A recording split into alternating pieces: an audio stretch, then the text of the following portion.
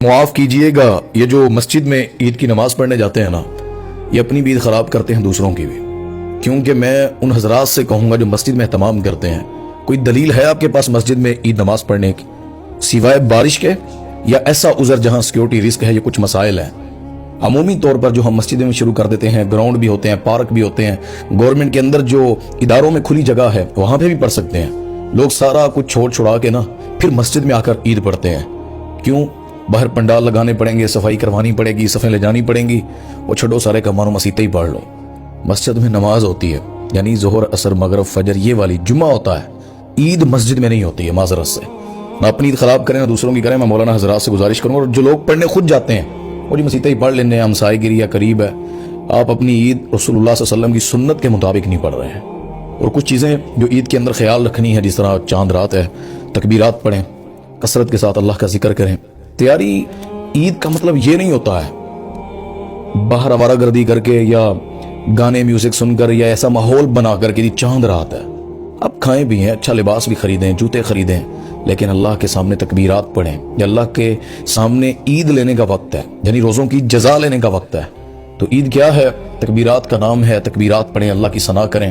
کچھ چیزیں عید میں خیال رکھیے گا. جس راستے سے آپ نے گھر سے نکل کے جانا ہے نا، ایک گلی ہے، بازار ہے یا ایک سڑک راستہ ہے، کوشش کر کے راستہ پلٹ کر آئیں.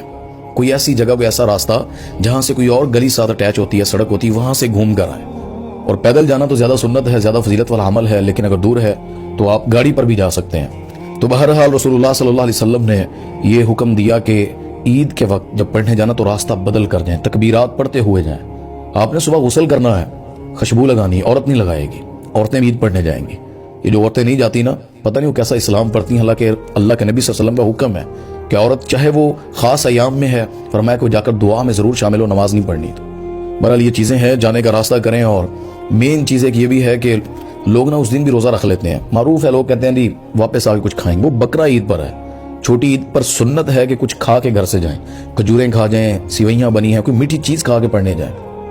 تو یہ کچھ چیزیں ہیں عید کے حوالے سے جس میں یہ سارا کچھ میں آپ کے سامنے رکھنا چاہتا تھا. لیکن عید بھی ہماری بس باتیں ہیں. لوگ کہتے ہیں ایڈا بھی ہونکا دی سختی، مسیطیں بھی نہیں ہونی تو کتنے ہونی ہیں. بھائی عید کے اصول ہیں. فطرانہ ہے، لوگ نا جا کر عید پڑھنے کے بعد ڈبے میں ڈال دیتے ہیں، وہ آپ کا صدقہ ہوتا ہے. فطرانہ جو ہے نا عید الفطر کا، وہ گھر سے نکلنے سے پہلے ہے. یعنی آپ عید کے لیے نکل لگے، گاڑی میں بیٹھے ہیں، پیدل جانے لگے ہیں، اس سے پہلے آپ نے ادا کیا ہو تو چاند رات کو دے دیں یا کسی لمحے بھی آپ فطرانہ پہنچائیں. تو یہ کچھ چیزیں ہیں عید کی، اس کے اندر خیال رکھ کر ہمیں عید نماز پڑھنی ہے. اور عیدی جو ہے نا، وہ اللہ سے ہم نے بخشش لینی، توبہ لینی ہے. اللہ سے انسان کو جو عیدی ملنی ہے نا، اس کے بعد پھر دنیا کی عیدیں پیاری لگیں گی. یعنی کھانا پینا، لباس اچھا.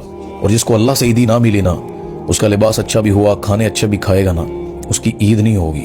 عید مومن کی ہے، کیونکہ یہ عید جو ہے نا، یہ خوشی کا نام ہے. اور خوشی اس کے لیے جس نے روزے رکھے ہیں، جس نے توبہ استغفار کیا ہے.